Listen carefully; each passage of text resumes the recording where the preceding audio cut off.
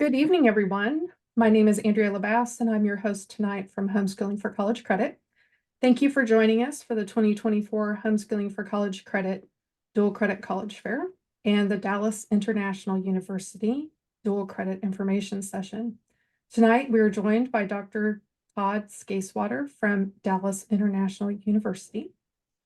Our rough agenda for the evening is to have an information session with the university. Then we will take questions first from the HS4CC team, and then a live open Q&A via the chat box from attendees.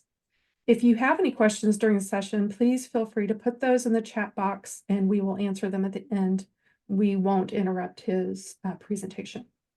We expect this session to take approximately 1 hour, but we may allow extra time at the end to ensure all questions have been answered. Please continue to leave your video and microphones off throughout the session. It is now my great pleasure to introduce DIU Director of Undergrad Programs, Dr. Todd Skasewater. Oh, thank you very much. Very glad to be here and be able to share about our dual enrollment program at Dallas International University. So thank you for joining us. Want to begin just with an overview about our university. We're in Southwest Dallas, and we're on a beautiful 80-acre plot of land out here. So for those of you who might be local, it's a great opportunity to come to campus locally and join us here. We also do all of our courses synchronously by Zoom, and so I'll share about that here in a little bit. But if you haven't heard of our name before, you may have, if you were in the area, you may have heard of us as the Graduate Institute of Applied Linguistics. That was our name for about 20 years. We changed the name back in 2018 whenever we had added a PhD program, an undergrad program. So the name is new, but we've been around here actually since the 1970s. We have long roots in programs that relate to scripture and language and culture. And so really excited to continue expanding our offerings into dual enrollment over the past couple of years. So let me share a little bit about our school. These are just some quick facts. Our DNA is to be very globally minded. We have professors who have served in 60 countries around the world, more than 60. And they bring all of that cultural knowledge and experience into the classroom. Everything we do here, we try to have a cultural lens, lay a cultural lens over the top. And I'm not talking just American pop culture. I'm talking anthropology, the idea that there are all kinds of people groups around the world, thousands of them with their own language and expressions and cultures and traditions. And we have students here who just love culture. They love to learn about different cultures and different traditions. They love to experience those. They love to study them. So when we study any topic, we often have that lens on because everybody's lived or dwelled with another people group somewhere.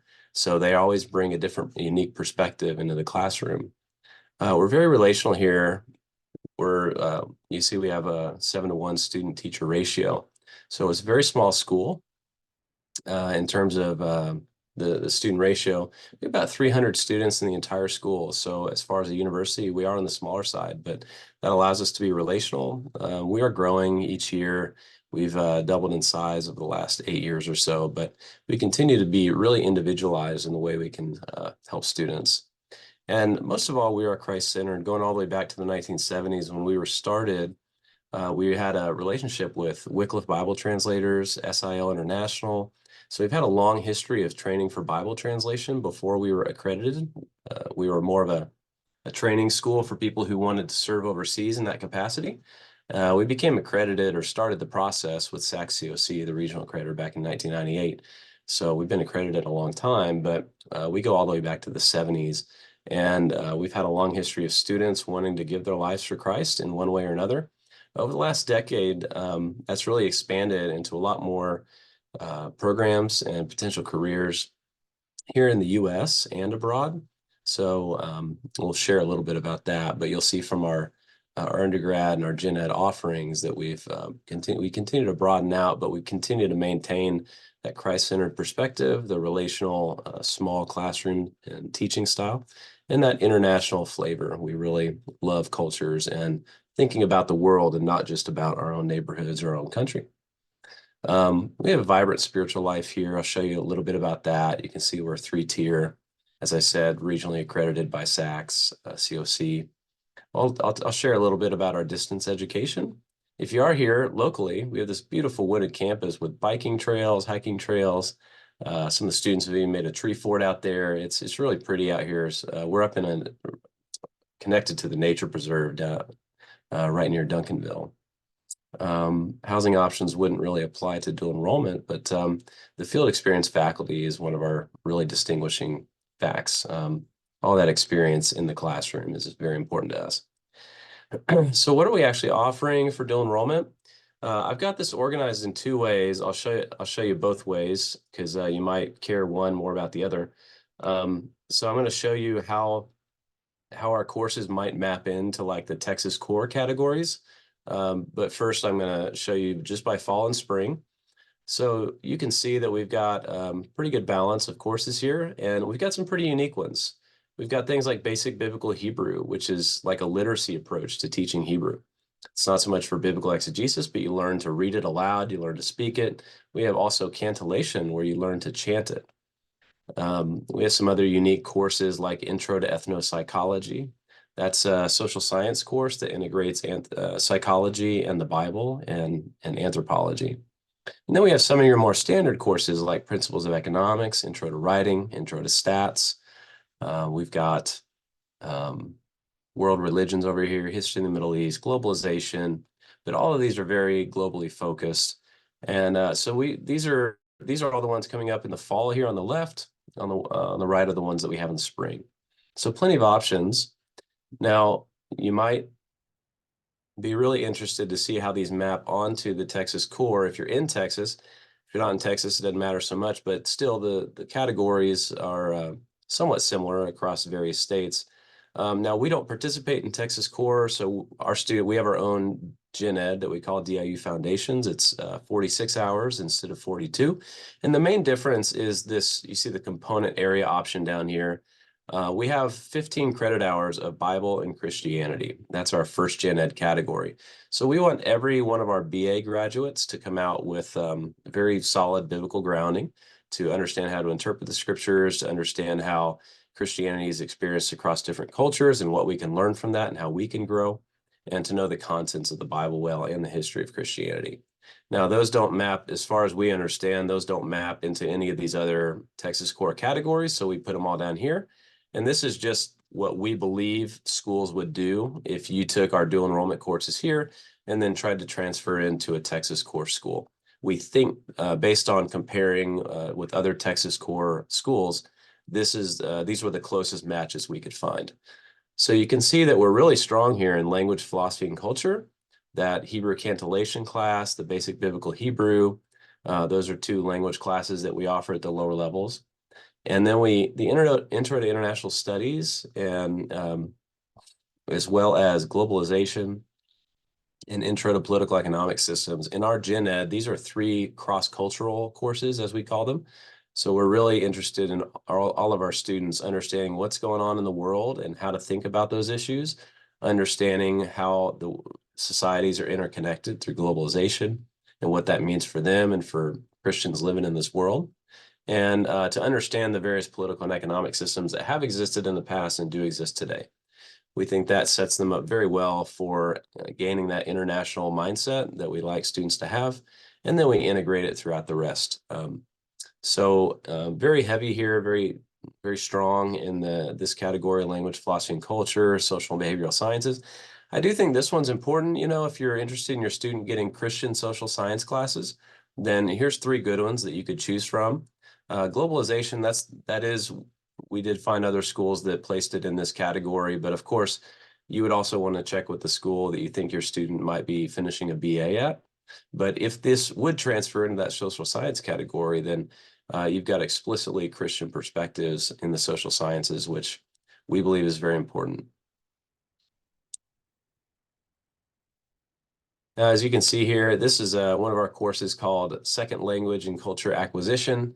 And we like to have a lot of fun with our students. It's a small classroom, and so you've often got anywhere between 5 to 10 or 12 students. Here you've got about 7 or so. You can't see them on the picture, but they're playing a language acquisition game where they're trying to learn another language. And so they just spread out a whole bunch of things. We teach a certain method of language learning. And so that involves gaining a lot of vocabulary through especially nouns and very, very common nouns and verbs, but just experiencing it, having a language helper. So there you can see the language helper on the right in the middle, and she is helping the students to just acquire some vocabulary in a kind of multi-sensory mode. So this is able to happen around a table like this because we just have very small relational classes. You do get individual attention from the professors. Every professor really cares. They want the students to succeed, and they're very open to meeting with students at any time, open to phone calls and Zoom calls and texts. So if you're by distance, it's no problem. We can make time for that. You get a lot of discussion time with classmates. We like to encourage that, and we like to allow everyone to try to get everyone to participate. And when the class is smaller, it does allow everybody to get those comments and questions in. And then if you're a dual enrollment student, you'll have a regular check-ins from our dual enrollment liaison. We like to, that's Sarah Herlin is her name. She was homeschooled herself. And so if you're a homeschooled parent, like Sarah just really has a heart for those students. She likes to check in a few times a semester just to make sure they're doing well. It might be their first college experience, or maybe it's their second or third, but we just want to make sure they're succeeding. And if they're struggling at all, we like to catch that quickly and then try to work with the students as best we can.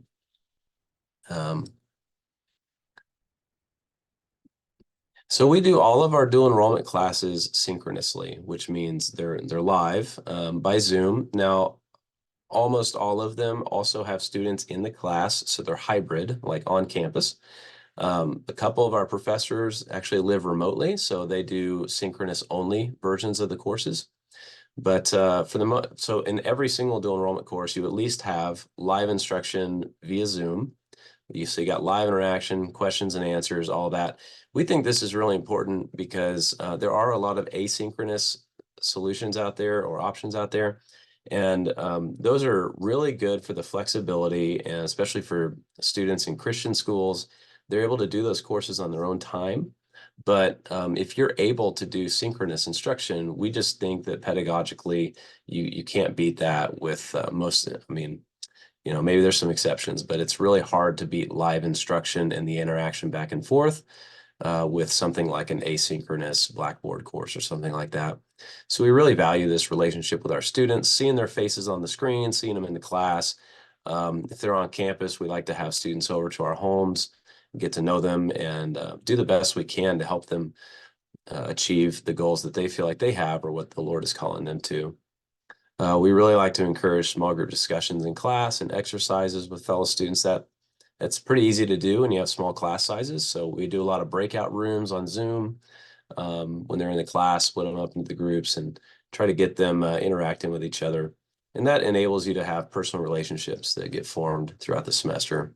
We really love to see that. The undergrads that we do have and the dual enrollment students, it's really fun to see their relationships grow, especially the ones that are able to come on campus. We have a lot of our grad students are more remote and distant. Some of them are living internationally. So it's just special to see those undergrads and dual enrollment students. Speaking of those international students who are zooming in, we have Zoom students or synchronous students from more than 40 countries.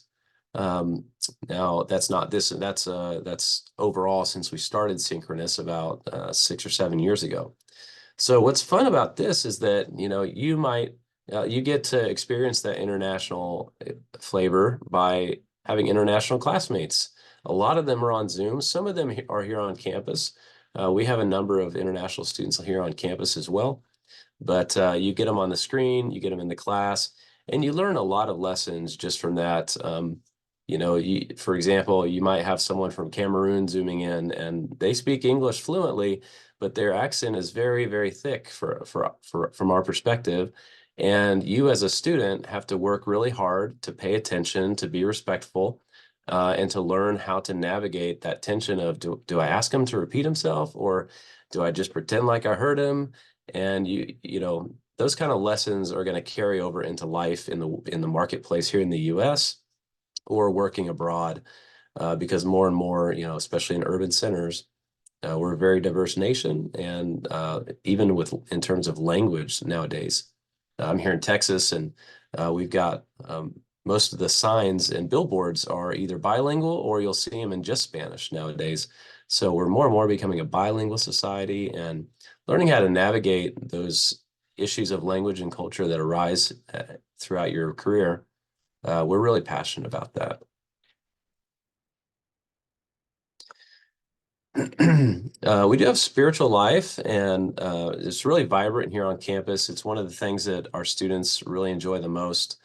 Now, you can experience this whether you're on campus or whether you're a distant student zooming in. So, you know, we say that we have relational and rigorous learning, but we also have very intentional spiritual development. So you can see the different ways that we try to engage in holistic preparation of Christian students to go out and engage the world in all sorts of ways through the private and the public sector. So our chapel is every Monday. We encourage everybody to come. It's not required, but we do encourage everybody to come. And on Wednesdays, instead of a gathering like this, we have small groups where students get together, read through scripture together, and pray for one another. Once a semester, we shut down the entire school. We have a day of prayer, and that's really significant. Some of the students do join faculty and staff. They're not required, but they can. Faculty and staff, we're all required to come to that, and we just it's a great time of preparing our hearts for, you know, we're halfway through the semester, and it's a way to show that we really value just hearing from the Lord and relying on Him. And this is an actual faculty staff prayer partner right here. So these students and faculty or staff, we like to pair them up so that they can do one-on-one meetings about every week or every other week. That's just another way that we try to be relational and mentor our students, or even if it's not a mentoring relationship necessarily, it's just a nice community effort to get people praying together. And then this biblical focus and worldview is another aspect of our spiritual life. You know, we try to pray at the beginning of every class, but more than that, you know, we're really trying to be intentional about integrating Christian ideas and biblical truth into our coursework. That goes all the way from our anthropology department into our linguistics department, the world arts department, and my department, which is international studies. We're always trying to ground it in the scriptures, in the Bible, and help our students to think biblically as they go out into the world to work and to serve others. For those who do our dual enrollment program, as you saw those classes, the classes we offer are basically the entirety of our general education program, which is 46 hours, so minus one hour course. We offer our entire gen ed. And so those who do a lot of our dual enrollment courses, they might be interested in continuing on because they'll have a lot of our gen ed already completed. So the majors that we have here are global affairs, looking at preparing people for kind of the higher levels of thinking about how the world works and how nations are related to how they relate to one another. You could prepare for jobs in media, journalism, government positions, nonprofits, NGOs, things like that. Our scripture and culture major is really popular with students who just want to study the Bible. They want to know it better, and maybe they want to go on to an MA, or maybe they want to serve as a Christian teacher or in ministry, something like that.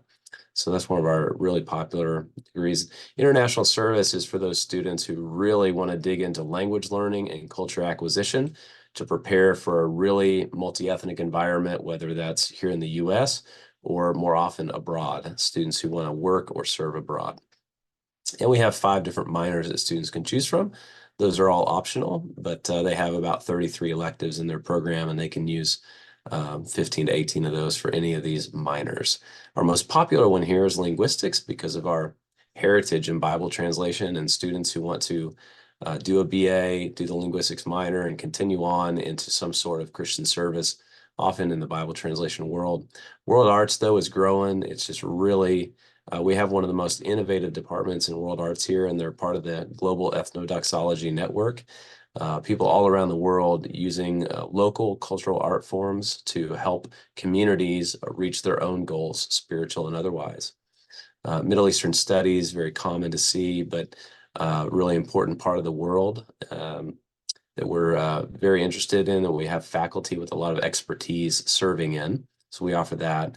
Arabic and language and culture as well, and cross-cultural studies for students who think they want to do cross-cultural studies, but they want to get kind of a sampling of the different departments and see what are some of the foundational things you need for cross-cultural studies. Really appreciate you all letting me share about our program. For our landing page for dual enrollment is right there, diu.edu/CIS/dual-enrollment. That's where the application is and the info, further info about our dual enrollment program. There's also our dual enrollment liaison is dual-enrollment@diu.edu, and this is just the general school phone number. I'm also happy to give you my contact info. It's just Todd_Scasewater@DIU. You can find it online. But I'll stop there and I'll take any questions that anybody has. It might be from HS4CC first. Yes, thank you so much. That was great. So I do know we have a lot of questions generally about whether or not there are any placement tests required for dual credit. Can you tell us about that? Yeah, thanks. We don't have any placement test requirements. All we have are a simple GPA requirement and a couple other things that are required in the admissions process. Okay. You mentioned that you have students from about 40 countries. Does that also include, are they also dual credit students? Or is that just in your regular classes? Yeah, no, not yet. We haven't had any international dual enrollment students yet.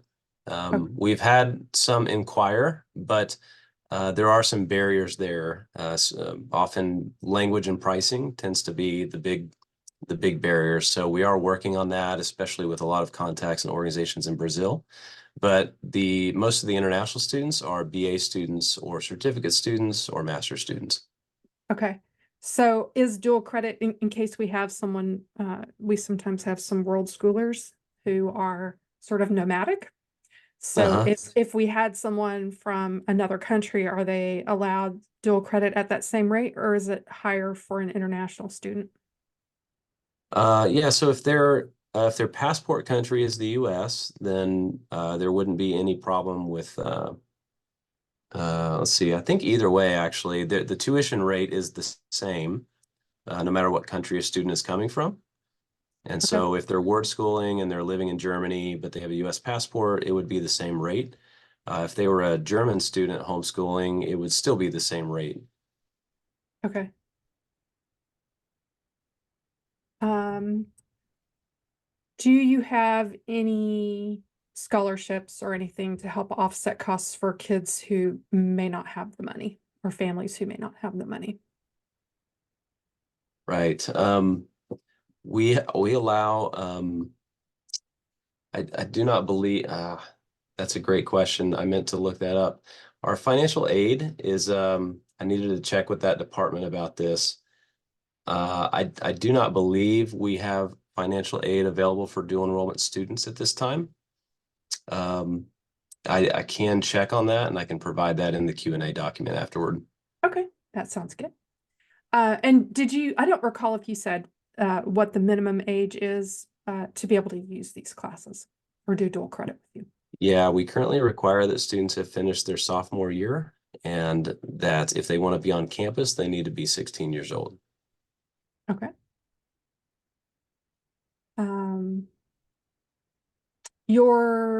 Let's see here. I'm sorry, I'm just scrolling through our questions here to try to cover what I know everybody will ask later. So you do have other courses, and so those would be for your bachelor's degree students. Could you briefly, because we do have students looking for foreign languages, and you seemed to have quite a lot. Um, could you briefly tell us about what languages you have, and would a dual credit student be able to take that and pay full price? And if so, what would that be if they were just desperate for a specific language you had? Sometimes that comes up. Yeah. Yeah, so it's a funny thing. We only teach four languages here. We teach linguistics, and we have all these linguistics programs. So we teach all about the nature of language, how to analyze it, do the field work, all that kind of stuff. At the undergrad level, we teach Chinese and Arabic. And we teach those two specifically because they're both non-Indo-European languages, and they both have different alphabets than our Latin script. So it helps students to, essentially they're learning a tough language. And by doing it here with the help, they're learning those skills in our community and learning that they can do it. So we say they're becoming fearless language learners. At the undergrad and grad level, also we do offer Greek and Hebrew. So that comes from our programs that relate to like Bible translation or our scripture and culture major. So we do offer Greek and Hebrew. A student who wanted to take those, let's say they were 17 and homeschooled and they're still in high school, if they were desperate to take Greek or Hebrew, what they would have to do is we have what's called gateway application. And I could pull that up if I needed to, but you can students can apply Gateway, and that allows them to take up to 10 credit hours, assuming they meet the requirements and they're accepted. Okay. So that would be the way to do it. And then they would be paying the traditional tuition rate rather than the dual enrollment rate. And can you tell us what that rate is? The dual enrollment rate is $100 per credit hour. And then there's a flat $50 fee per semester for all the email and library and everything. The undergrad rate is $377 per credit hour. And then we have financial discounts and scholarships on top of that. So we have one of the most affordable rates here in the South, and for a private school. And the graduate rate is about I think it's 550 or 575 per credit hour. Okay. And so this is that gateway. I suppose you can see my screen. This is our gateway application. So if a student is not like going for a BA, they can fill out this gateway application, and that would allow them to take any of the courses that they're permitted to take, if they don't have prereqs and things like that. Okay. Another question that comes up a lot is, do you have any like extracurricular things, clubs and things like that? And if so, can dual credit students participate in that? Yeah, we want dual credit students to have equal treatment to all the rest of the students in terms of student support, student services, extracurriculars. So if they're local here on campus, we have a big soccer field where they play soccer, they play ultimate frisbee. We don't have any university sports. We're a small school and we're not really that into sports. We're into our study, our spiritual life, our future goals and stuff. So there's athletics there on the field. There's a lot of life in the dorm. We call it the guest house, but they cook together once or twice a week. They play board games all the time. They do, there's a mountain biking club. Someone donated a whole bunch of mountain bikes. So they go out on the 60 or so acres of bike trails together. They love going out to ethnic food restaurants. There's a lot of favorites here around town. If they're online, if they're distant students, we have a writing consulting service as well. So we tend to have we'll have things like write nights where we just get together, buy them pizza, let them work on their papers together, and we'll have a couple consultants there to help. The distant students have been invited to those, and they've been able to participate. We just kind of prop their face up and kind of let them hang out with us. We also have a partnership with Unbound, and Unbound has a program called Ascend. Because we're such a small school, we're not able to provide big, huge programs for distant students. So we've been partnered with Unbound now for a couple of years, and their Ascend program it helps Christian students to develop into leaders while they get academic credit through some of their lower levels of college. And they bring them together a couple times a year for big conferences. They have projects that they have them work on throughout the year and give them a whole lot of mentoring and feedback. And they gain a network of constant communication between their peers in the Ascend program. So we've just been really impressed by that. And we thought instead of trying to start up something of ourselves for our distance students, let's just partner with them. And so we really recommend highly to all of our distance students that they hop into that Ascend program. Okay, great. That's all the questions I have. Let's see if anyone who is attending has any questions, please put those in the chat right now. Looks like we had one comment, just that we are asking the right questions. Yay, thank you. That's good. Semesters, yeah. Yeah, the semesters, we're very heavy on fall and spring semesters, so they're always 16 weeks. At the grad level, we do have alternative type semesters like year-long or intensive or things like that. Right now, all of the dual enrollment classes are fall and spring. So those would be traditional 16-week semesters. Great. I think that was the last question in the chat. Do we have any others? I'm gonna do sort of a last call on questions now. This has been very interesting. Actually, I've enjoyed watching your description of some of the other degree plans as well. We always like to know when people are looking for, colleges, we like to know what's out there and available so we can point them your direction if you have something they're interested in. We have a question. Once applied, how long does it take to be approved for registration? Yeah, Yeah. yeah, it's so I'll be honest, it's not lightning fast. There are probably some really huge schools who could move you through in a couple days or something, but we have an initial intake form that's on our dual enrollment landing page. It's a really quick form. You fill it out, and within 24 hours, we should be responding to that on a weekday to let you know if you're eligible or not. We just like to kind of screen out some people who definitely aren't eligible. And then if you are eligible within those 24 hours or 36 hours, we would send you the full application form and you would go there and fill it all out. And once you've applied, from that point, as long as you supply all the documentation, it usually only takes about 10 to 14 days, basically whenever the next admissions meeting is. And then they'll let you know that you've been accepted or not. And once you're accepted, they get you set up on our system called Campus Cafe, and you get an advisor, which would be me.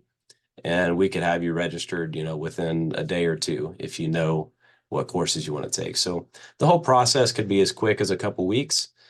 We did even quicker than that when people were rushing in before the deadline this last fall, although, of course, it's nice not to have to rush at the last minute. Is there a particular cutoff, or you just kind of try to move them through as quickly as possible? And if you can get them in 2 weeks Yeah. out would be ideal or greater, but it sounds like. Yeah. Yeah, here on our admissions and aid, admissions and deadlines, we do have deadlines. So if you wanted to start this fall, sorry if I'm making you dizzy, in order to avoid any late fee, and I don't even know if there's a late fee for dual enrollment, but to apply for fall, you need to apply by July 8th. And then all of your applications need to be in by July 22nd.